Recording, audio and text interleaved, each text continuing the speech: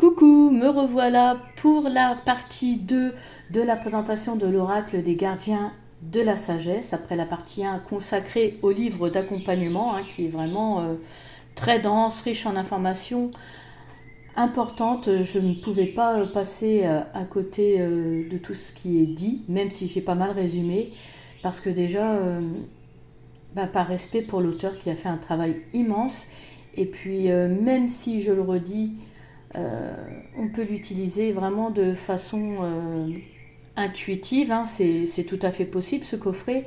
Il y a quand même des choses à savoir et puis peut-être également aussi à mettre en pratique avec les cartes parce que ça va vraiment permettre d'enrichir l'expérience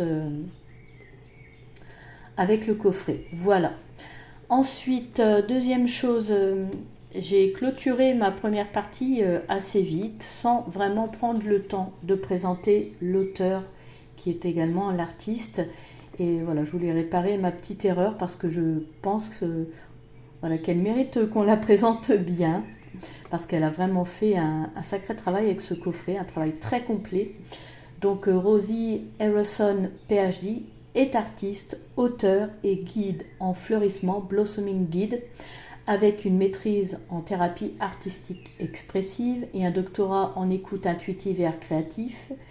Et donc, en plus de ce jeu d'oracle et guide intérieur, Rosie s'est associée avec Richard Rude. Alors, souvenez-vous, en première partie, j'en ai parlé, c'est lui qui est l'auteur du livre Les clés génétiques, dont elle nous parle dans son livre d'accompagnement. Donc voilà, ils se sont associés ensemble pour créer The Dream Arc, qui comprend un cours en ligne, une communauté en expansion avec des œuvres publiées, donc afin de représenter les archétypes essentiels de guérison à la base de notre univers. Donc voilà, on en sait un petit peu plus sur Rosie. Nous avons également ses autres créations. Et puis, voilà. Et là, ici, les autres créations aux éditions Macro. Donc là, on en a vraiment terminé avec le livre d'accompagnement. On va pouvoir se concentrer sur les cartes qui sont juste sublimes. Des belles grandes cartes avec une libellule en forme de clé, ou clé en forme de libellule. J'ai préparé une carte de tarot, oui, là j'y ai pensé, pour vous montrer vraiment la différence de taille. Quand je vous dis que ce sont des grandes cartes, ce sont vraiment des très grandes cartes. Donc nous allons avoir 65 cartes, donc 64 cartes qui représentent les visages des gardiens de la sagesse et une 65e carte qui en fait est une carte miroir. Je vous en ai parlé, je ne vais pas y revenir, mais dans la première partie. Allez, je vous propose que l'on les regarde. Donc là, nous sommes sur la fraîcheur. Et ce jeu vraiment favorise un travail de méditation. Il y a vraiment plein de choses à observer. Tout a son importance. Les symboles, les couleurs, le regard. Parce qu'on a vu qu'un visage, c'est vraiment le plus puissant canal de communication. Ensuite, en 2, l'orientation. Moi, je suis vraiment tombée sous le charme, j'allais dire tombée en amour de ce coffret. Il m'a tout de suite happé. L'innovation. Je trouve que c'est un oracle qui dégage, comment dire, une puissance ancrée, ancestrale. On ressent tout dedans, on ressent la force, la douceur, la bienveillance et puis l'envie de transmettre de ces différentes ethnies. C'est très puissant. Leur regard vous capte, vous captive et ne vous lâche plus. C'est pour ça que je dis que vraiment on peut facilement rentrer en méditation. Il est vraiment envoûtant. ce coffret. La compréhension, la patience. C'est pour ça aussi que je fais 2 parties de présentation, hein, c'est pas souvent, mais c'est vraiment pour l'honorer, ce coffret. La diplomatie.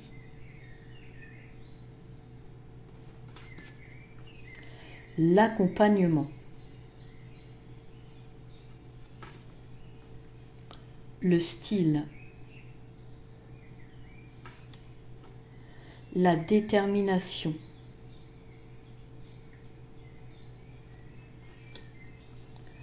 Le naturel. Alors les cartes sont mates, c'est vraiment plus plaisant pour vous les présenter. L'idéalisme.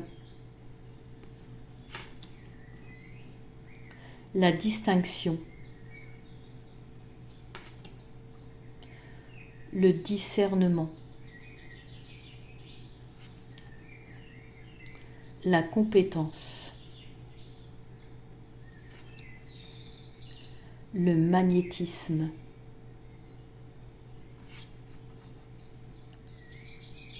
La polymathie.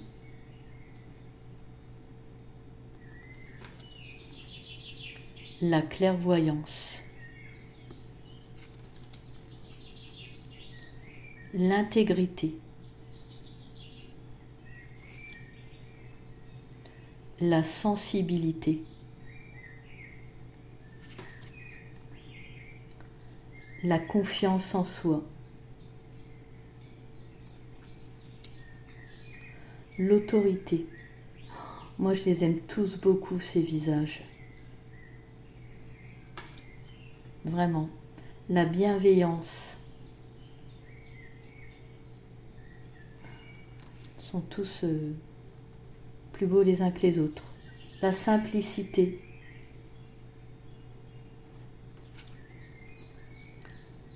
L'invention.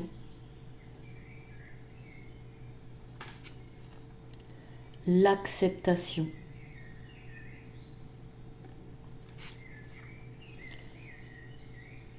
L'habileté. L'altruisme.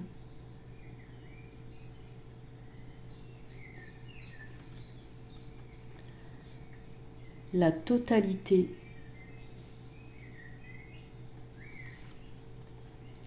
L'engagement. La légèreté. Le leadership.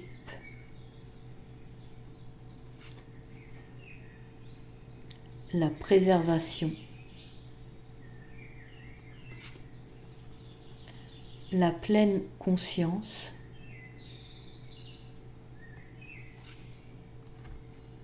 La puissance.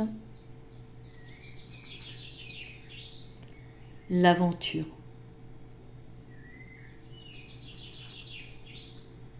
L'humanité.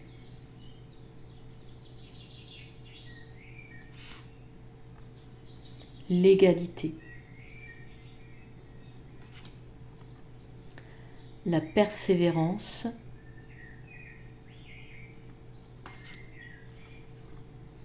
Le dynamisme.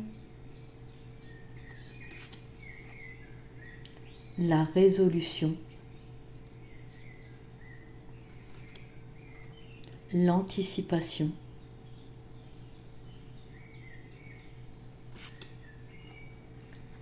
Le non-attachement.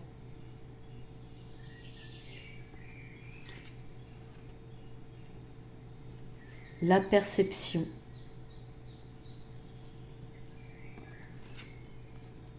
La coopération.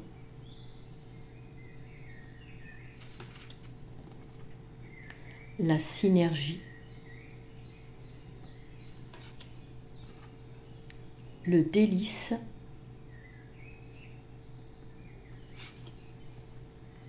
La transmutation. La ressource.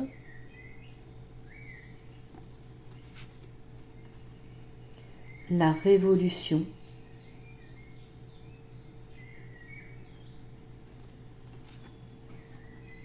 l'équilibre,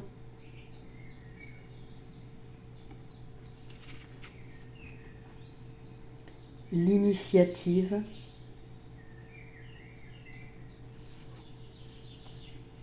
la retenue. C'est vraiment bien qu'il y ait autant de cartes parce qu'en fait on a envie que ça ne s'arrête pas. On a envie de toujours en découvrir des visages. Des fois on trouve que dans certains jeux il n'y a pas assez de cartes tellement qu'ils sont beaux, tellement qu'ils provoquent des choses. Et là honnêtement on est gâté, hein. 64 cartes, l'expansion, enfin 65 hein, tout de même au total, l'aspiration,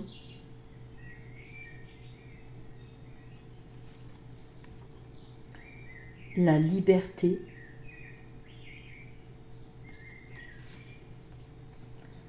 l'enrichissement,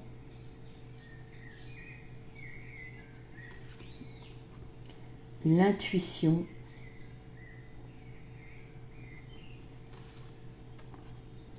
la vitalité,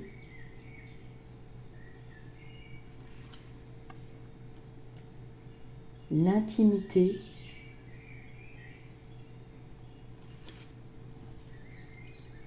le réalisme,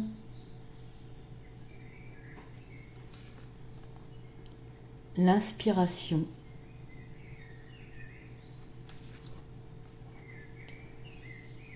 la précision, la recherche, l'imagination et la dernière donc qui est la carte miroir. D'ailleurs j'avais pas encore enlevé le film, voilà. Hop, je vais le faire. Bon, j'ai étudié le jeu mais j'ai pas encore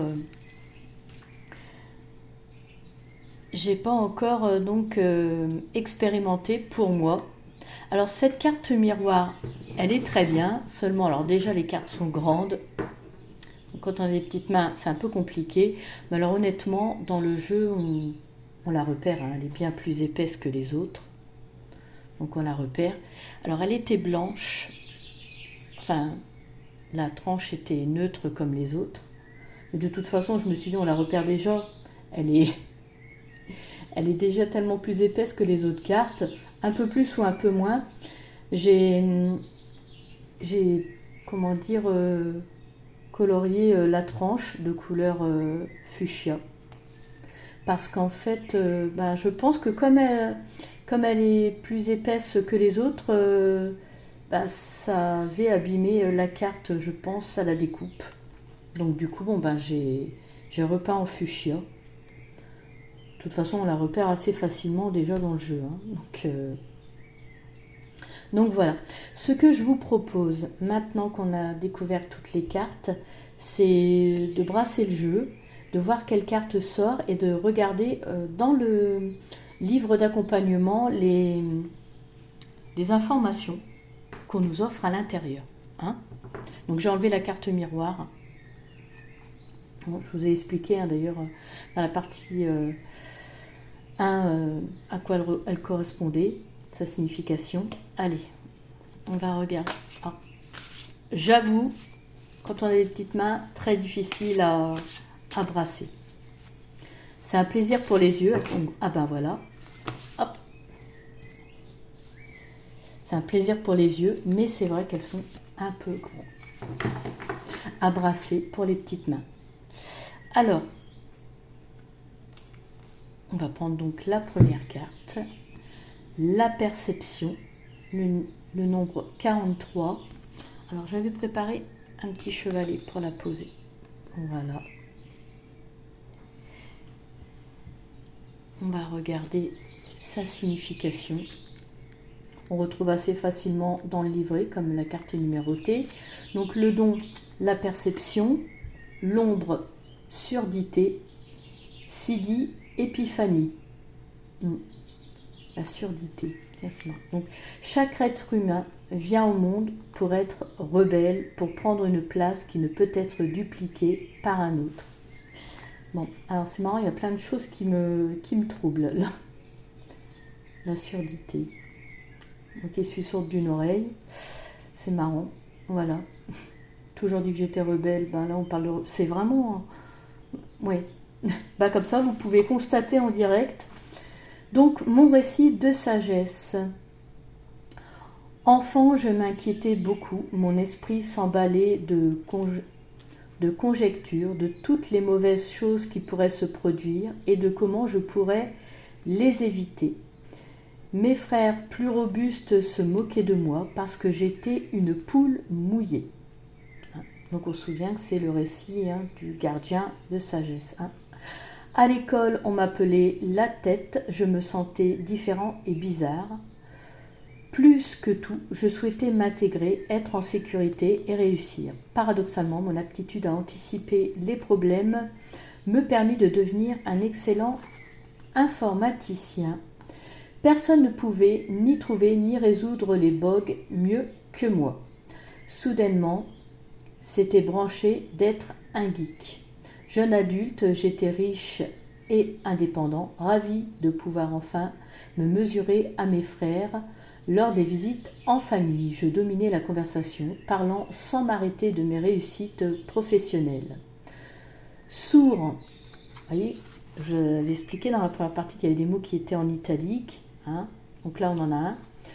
Sourd à leur contribution, je paradais mes derniers gadgets, donnais des conseils non sollicités ou faisais des commentaires ridicules sur la force de mes abdos depuis que j'avais embauché un coach personnel.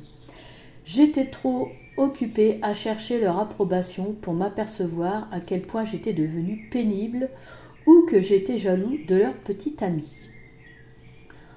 Ensuite, je rentrais chez moi et prenais mes jouets technologiques.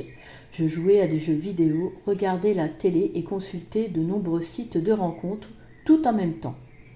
Obsédée par l'efficience et la productivité, j'apprécie à commander ma stéréo, mon téléviseur, mon ordinateur, ma voiture, mes panneaux solaires et mon sauna depuis mon smartphone. Mais au lieu de gagner du temps, la technologie l'avala complètement.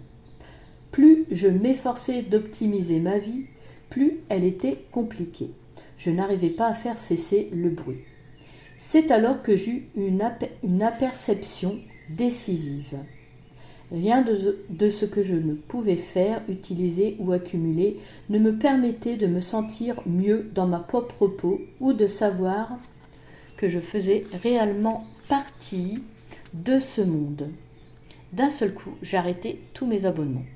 Je mis ma télé et tous mes gadgets au placard, puis je me tus. Je devins réellement silencieux. Je ne fis qu'écouter au début le bruit, mot en italique, dans ma propre tête, puis les sons dans la maison. Ensuite, les oiseaux dans le jardin, qui sont avec nous aussi là dans la vidéo. Je réintroduis lentement la technologie.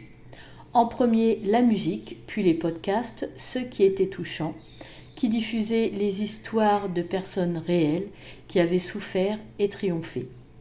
C'est à ce moment-là que j'eus la perception qui changerait le cours de ma vie. Je créai une émission radio pour honorer et servir les personnes qui se sentaient comme moi. Je l'appelais l'exilé et ce n'était que le début. Mon cadeau pour vous, je suis venu vous appeler votre rebelle intérieur, le poète, l'amant ou l'amante, le chercheur fou, le révolutionnaire. Il y a quelque chose que seul vous pouvez accomplir. Quelque chose auquel l'ensemble de votre existence vous a préparé. Le moment est venu de prendre un risque et de bousculer un système. Vous avez le droit de faire des vagues, c'est ok.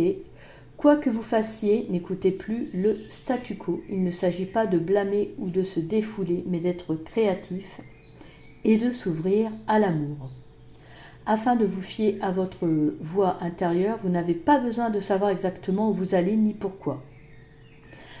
À mesure que vous vous frayez courageusement un nouveau chemin, ne soyez pas surpris si votre timing s'améliore et que des aperceptions radicales se produisent.